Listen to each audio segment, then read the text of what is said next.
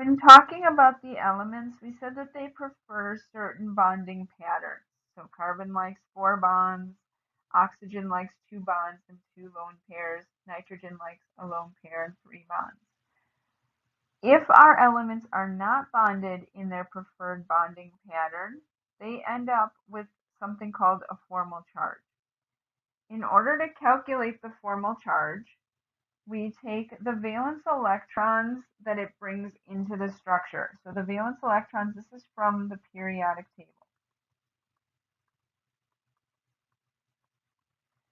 And then we look at our structure that we drew, and we subtract the non-bonding electrons, or the lone pairs in the structure, minus 1/2 of the electrons that are in the bond.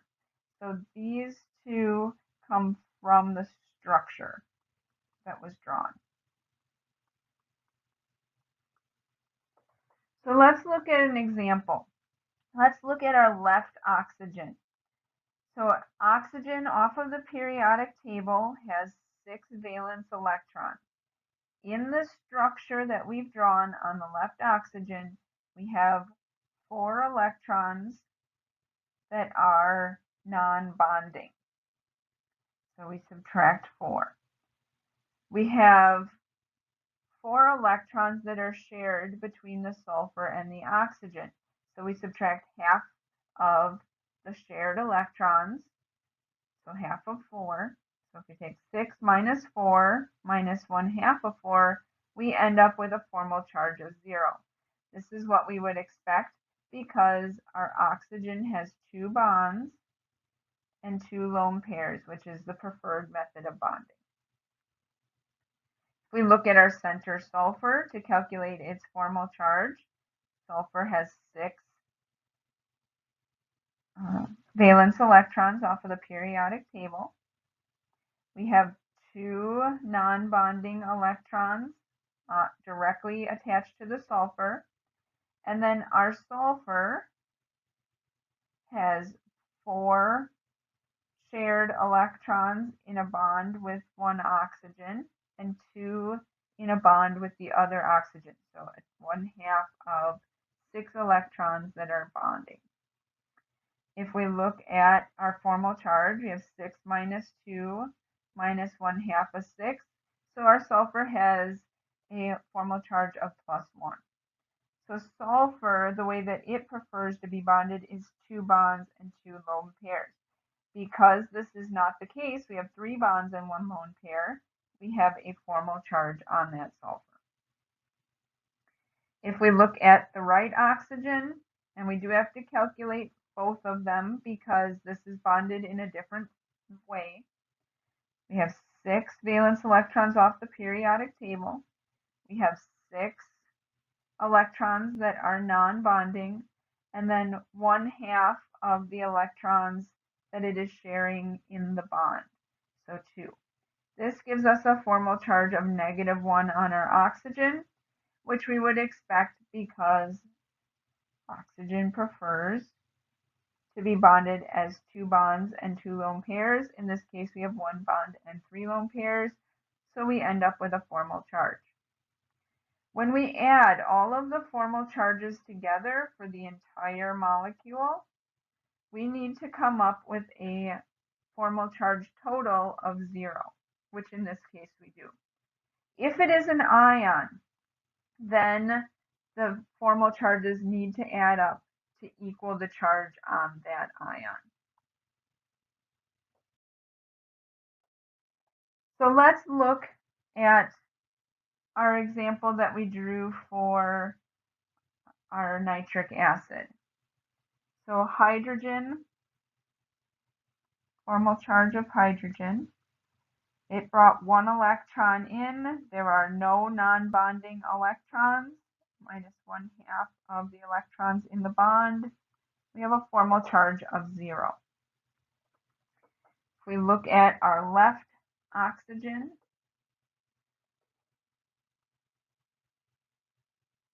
left oxygen, it brought 6 electrons in.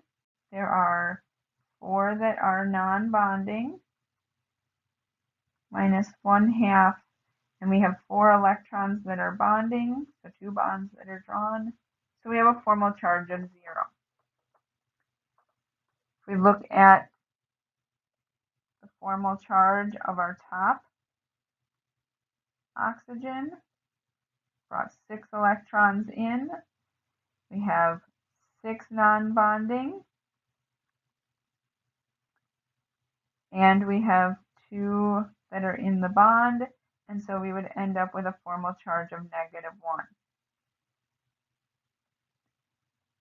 Formal charge of the right oxygen, 6 minus 4, 4 non-bonding, minus 1/2 of 4 gives us a formal charge of 0.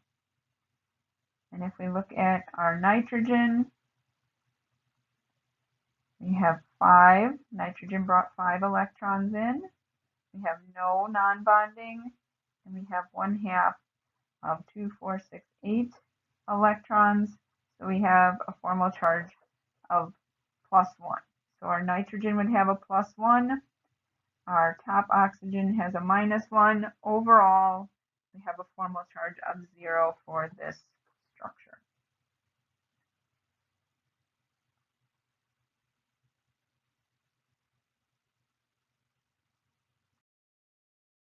Here's a practice for you. Assign the formal charges to these molecules or ions. Pause the video to determine your formal charges.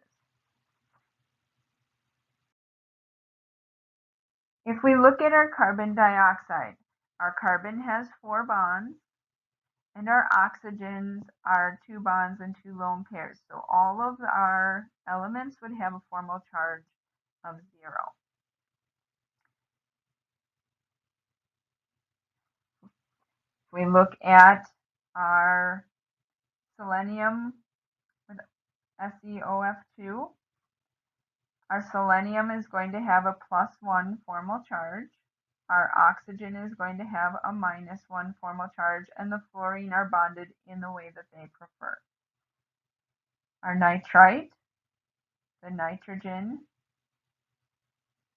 is bonded in a way it prefers, and the left oxygen is bonded in a way it prefers, but the right oxygen has a -1 formal charge.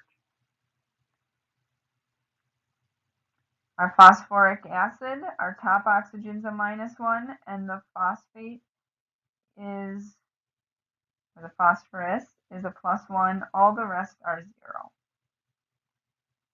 For our sulfite, each oxygen is a -1, and the sulfur is a +1. P2H4, everything is 0. So we do have ways that we can modify our Lewis structures in order to reduce the amount of formal charges present. And we will talk about that when we talk about resonance structures. Before we draw our resonance structures, it's important that we remember the rules for forming an octet. Remember that we can have an expanded octet. So this means that if the element is in row 3 or below, it has empty d orbitals in which we can put more than 8 electrons. It is also possible that we can have odd number electron species. These are rare, but they do occur, and they'll have 1 unpaired electron. These are called free radicals, and they are very, very reactive, and they do not stick around long. But they can be quite damaging because they are so reactive. We also have a couple of elements that can have incomplete octets, such as boron and aluminum, as well as hydrogen. Remember, hydrogen only wants to have 2 electrons.